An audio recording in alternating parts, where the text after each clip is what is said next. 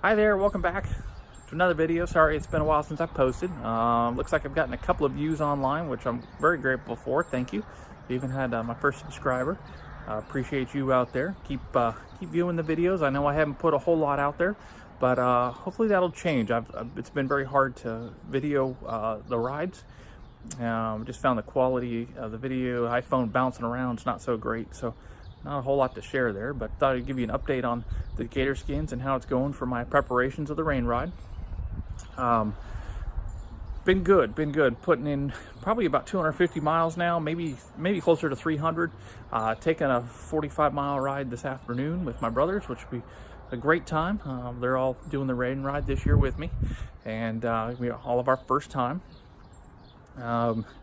We're going to go down south to Columbus and ride around a lake down there and actually put in some vertical climb. There's about 14 or 1,500 feet vertical climb over that 43 miles, I believe it is, which for one of my brothers who's a flatlander who's never been down there, be an interesting ride for him. Can't wait to see the look on his face after that last climb. But we're going to wait till this afternoon. It's beautiful out here, just a little chilly. Not so worried about the wind. It'll help cool us off later and make for a nice time. So sorry about my hand there, trying to change hands there. So anyways, very confident about rain ride. Not so worried about it as I was earlier this year, or even last year as I was thinking about it. Still training for my sprint triathlon, which is about 45 days. In fact, ran 5 miles yesterday. Legs are a little sore today. Even had to drink some Gatorade last night and sipping on it this morning. Not a huge component. I don't know what the right word is. Not a big fan of trying to do that every day or living off of Gatorade, but felt I really needed it. Been taxing a little bit. And that 5-mile ride, I could feel my body doing something funky and wanted to be able to ride here today. In fact, we'll probably turn around and even ride this same ride tomorrow evening with the group. Been a great time with that. But sorry to distract all that. A little bit of update on the rain riding. But let's get on to the Gatorskin and show you what I've seen. And there is some things to share about that. So 1 second, and we'll take a look at them. All right, so let's take a look at this back tire. As you can tell, it looks like it's been ridden on, but you know, it's not terribly worn. It's probably like how you'd expect to see it. You can obviously see the shells, the wear pattern is good on those. There's nothing worn into those. The center molding piece down the center is gone, where they injected it into the mold. I did finally spot these two points where you can tell the wear pattern. But this is back tire, and it's in good shape overall. So, but let's look at the front tire, and you'll see a noticeable difference. On this front tire, you can still see injection molding ports where they put this in. There's another one. There's a really long one down here, and you can even faintly, if I can get my shadow out of the way, kind of see the ridge down the center still. So obviously they're wearing differently. Something to keep in mind. Maybe something need to, maybe after 500 miles, flip tires, go front to back, back to front. Nothing concerned about it yet.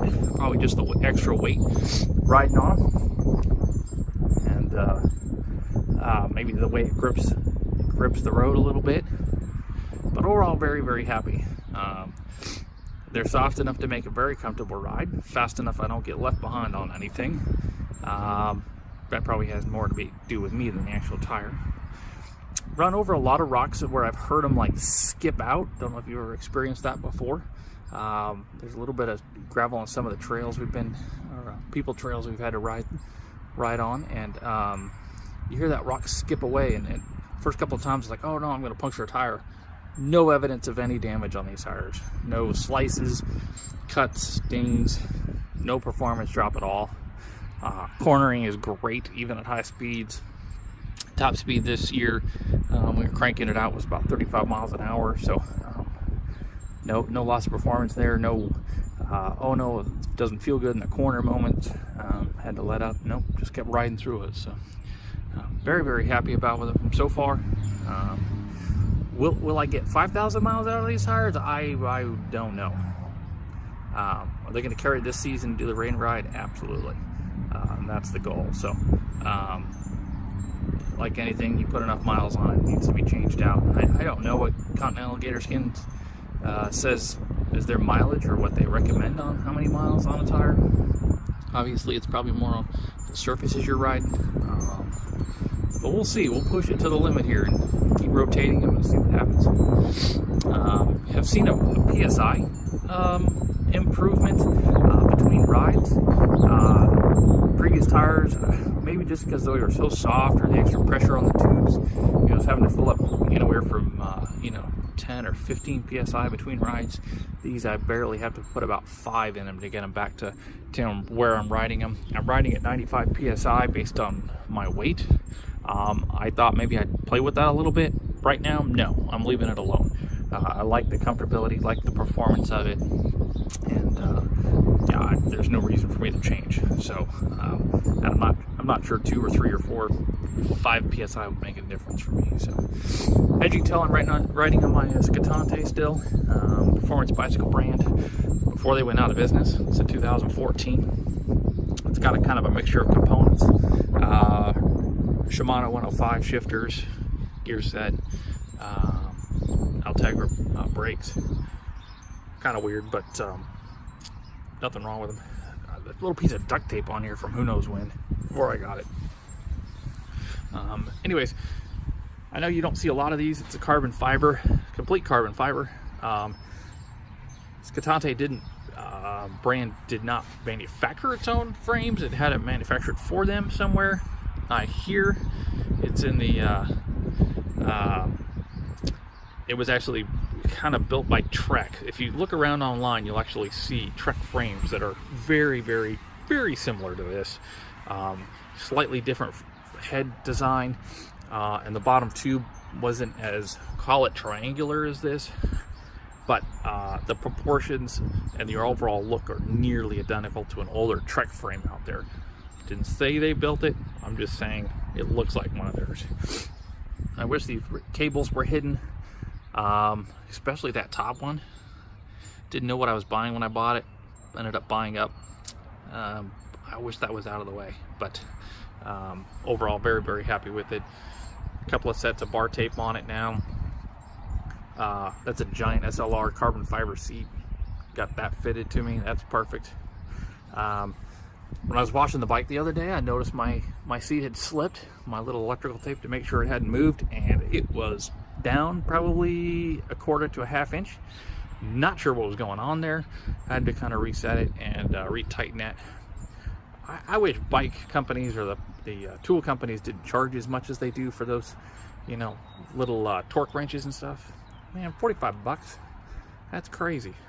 Just for torquing to 5 Newton meters. Got to be a cheaper way to do that. Gonna have to get one though if that slips again. Don't want to crack that carbon fiber. So anyways, first impressions, first update on the Gatorskins. Very happy with them. We'll rotate them probably in another 150, 200 miles, and we'll go from there. So things are going good. Gonna enjoy this beautiful day out here this afternoon. Go for a ride. We'll probably see a lot of people I know out there on the road. Very popular area to ride, and spend some time cranking out some miles. Thanks for being here. Subscribe if you haven't. I'll try and keep the videos coming on not only the Gatorskins, but also my training for the rain ride. Thanks much. Until next time, ride hard, ride far.